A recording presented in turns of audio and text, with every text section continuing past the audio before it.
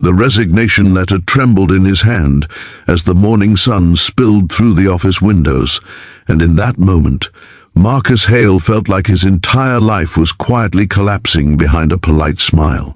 He was a single father standing at the edge of everything he had worked to build, knowing that once he let go, there might be no way back. He had already lost so much, and now he was about to lose the last thread holding his world together, all for the sake of the one small life that depended on him more than anything else.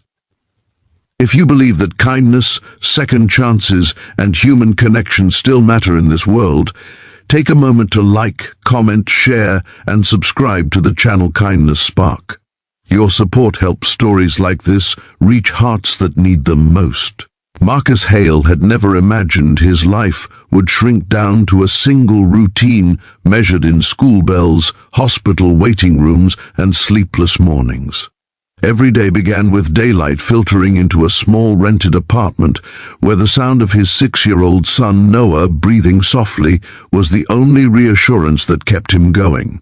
Noah had been born with a fragile heart, a condition that required frequent checkups, sudden doctor visits, and a level of care that could not be scheduled neatly around corporate meetings.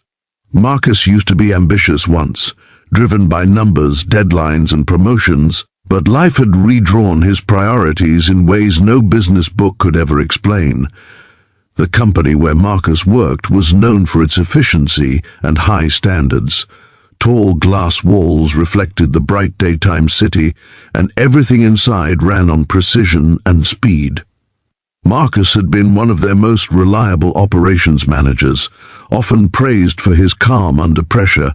But calm was becoming harder to maintain when his phone buzzed during meetings with reminders of medical appointments, or when he arrived late after nights spent watching over Noah during episodes of breathless fear. The unspoken tension grew, not from cruelty, but from a system that had little room for human fragility. As weeks turned into months, Marcus began to feel invisible and exposed at the same time.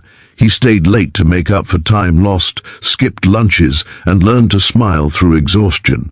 Yet performance reviews grew colder, expectations sharper. Day after day, he carried the quiet guilt of feeling like he was failing everywhere at once, as a father and as a professional. When Noah's doctor warned that stress and consistency mattered more than anything for his recovery, Marcus knew he had reached a breaking point. That was the morning he wrote his resignation letter, under the clear light of a day that felt almost cruel in its normalcy. Walking into the building that day, Marcus felt a strange peace mixed with dread. He believed quitting was the responsible choice, even if it meant financial uncertainty and starting over. What he did not expect was that his decision would not pass quietly through human resources and into a forgotten file. The company's CEO, Alistair Vaughan, was not known for personal involvement in employee matters. He was a name spoken with respect and distance, a figure often seen in daylight walking briskly through the lobby, surrounded by assistants and urgency. Marcus assumed his resignation would never reach that level, but by midday, something shifted. The office atmosphere felt different, as if the air itself was holding its breath. Marcus was asked to wait, though no explanation was given. He sat by the window, watching sunlight dance across the buildings outside, thinking about Noah's smile that morning and the way his son had waved bravely as Marcus left for work. That memory grounded him when footsteps approached and the weight of attention settled in the room. Alistair Vaughan's presence was not loud, but it was undeniable. He was a man shaped by years of leadership, yet his eyes carried a tired humanity that surprised Marcus. Instead of efficiency, there was curiosity. Instead of dismissal, there was concern. Marcus felt exposed in a way he had not felt before, as though his carefully guarded struggles were suddenly visible. The resignation letter lay between them like a fragile confession. As the moments passed, something unexpected happened. Marcus realized he was not being judged for weakness, but seen for sacrifice. Alistair had grown up watching his own father choose work over family, and the memory had left scars that success never erased. Hearing about Noah, about hospital corridors and daytime appointments that did not wait for quarterly targets, stirred something long dormant.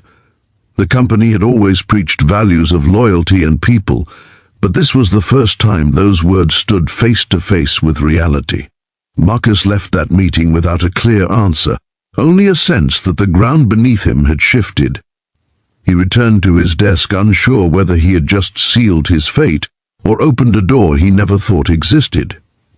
The rest of the day unfolded slowly, bathed in sunlight that felt softer now, less accusatory. When Marcus finally stepped outside, the city seemed louder, brighter, as if life itself was waiting to see what he would do next. Over the following days, Marcus focused on Noah, attending checkups, walking him to school under the open sky, holding his hand as they crossed busy streets. The fear did not disappear, but something else joined it, a fragile hope.